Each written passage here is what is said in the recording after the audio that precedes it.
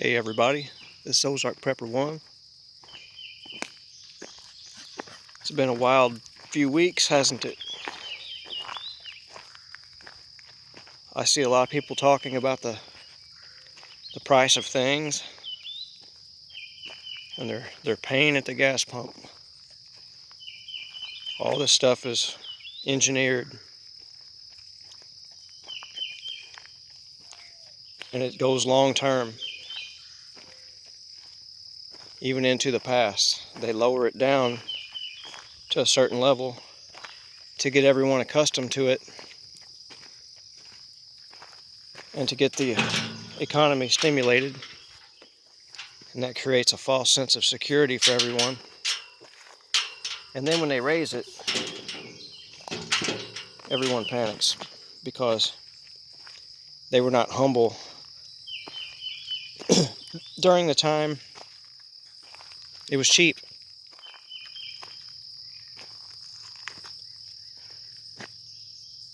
They still drove their big trucks. There's nothing wrong with having a big truck. Sometimes you gotta have one. I own a very big truck. I don't drive it all the time. Just when I need to. I don't do it for leisure. And I was working back during the Obama years, and my job was I drove a truck locally, and I watched people, and their habits didn't really change. A lot of the people that were driving these humongous trucks, dualies, and they lived in urban areas. And I got to know these people, and I didn't get in their face and say, "Hey, you shouldn't own this truck, you loser. Who are you trying to impress?" No, I just paid attention. And some of these people would drive 10, 15 miles every morning to go get a cup of coffee in a dually when the price of fuel hit $4, $5 a gallon then. And it never changed. They kept doing it the whole time because they didn't feel the pain, because these people were retired. They had some kind of a pension. Generation X doesn't get that. And forward, there's no retirement, there's no pension. And once you understand that, it makes things a little easier. There is no pension, there is no retirement. That's gone. And retirement you think you're getting, they're taking with inflation. You think, oh, I got this X amount of dollars in my bank account.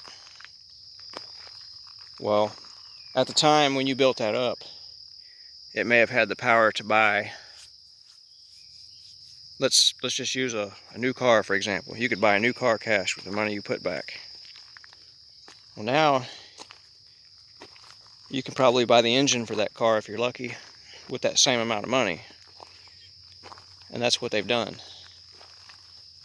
They've printed money,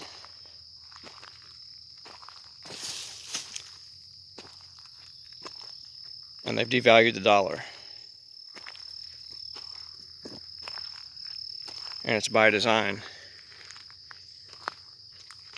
Because the wealthy elite don't want you to have what they have. They don't want you to have even close to what they have. They don't want you to have it as nice as their dog has it. See? It's all based on pride. Arrogance and pride, and everybody has it. Not everybody's an arrogant person, but arrogance and pride goes all the way from the layman all the way to the super elite. They all have it. And it's destructive on all levels.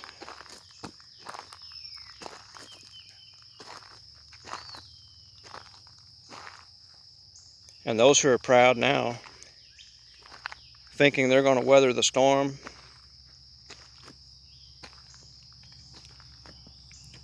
will be some of the first ones that crack. Because they don't have anything put back. They don't have any plan of their own. You know, they're going to be the ones pecking on doors, begging for food, for a ride somewhere. I'm already seeing people begging for rides. I gave 2 people a ride last week. Shit bums is what I call them.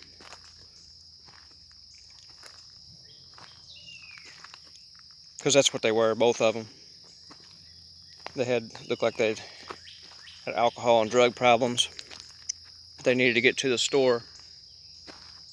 One needed to get to the store and one needed a ride home, and they knew which way I went. So in the future, I'll take a different route or a different time, or just drive right on by, because that'll become a habit. It's like when you feed the strays, they come back.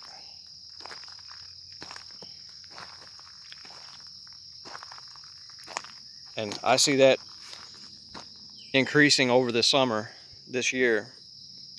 You're going to see a lot more begging. You're going to see a lot more people with their thumb out needing a ride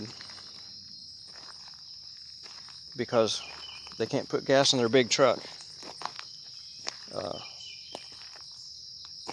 And they got 2 or 3 Harleys and stuff, but they didn't put any gas back for them. You know, it's your fault.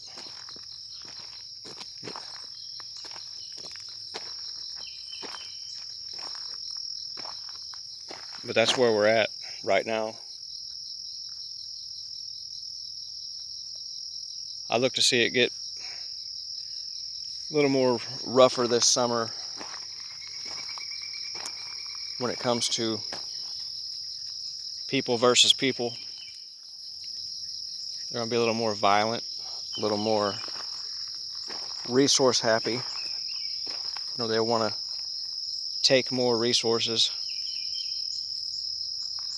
Let's say you had a family and they owned a big farm. They had a bunch of property. Well, you may have one family member saying, I want to take this from it. And the other one's more frugal and will say, well, I want to preserve this. And you'll have fights like that all over the country.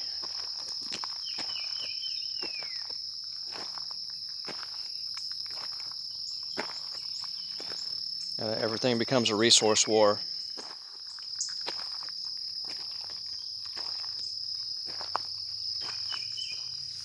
I'm not going to lie, I'm not feeling it. I'm not feeling the pain at the pump because I don't go to the pump very often.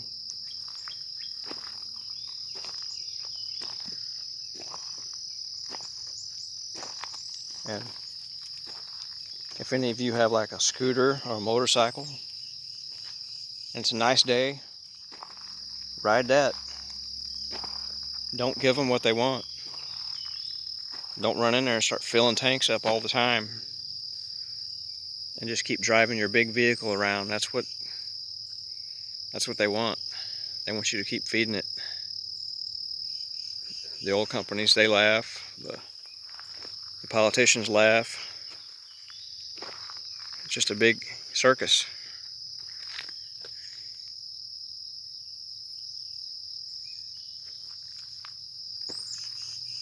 But if you be still during the storm, they have no power over you, and you can ride it out.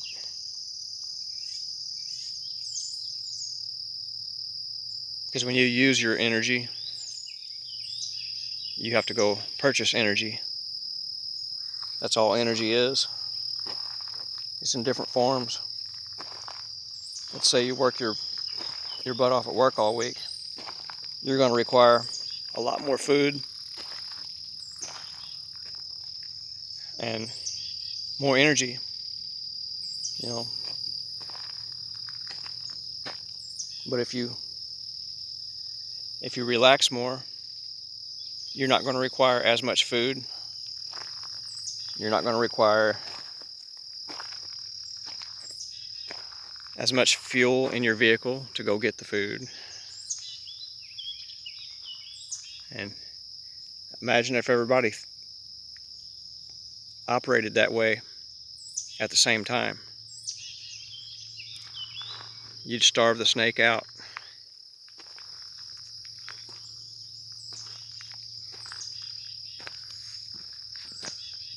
The sun is super bright this morning.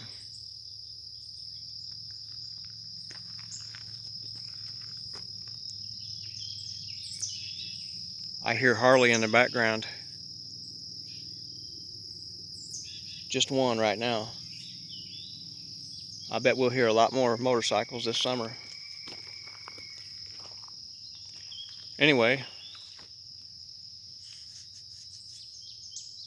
that's it for this rant. So y'all have a great rest of your week. Ozark Pepper 1 out.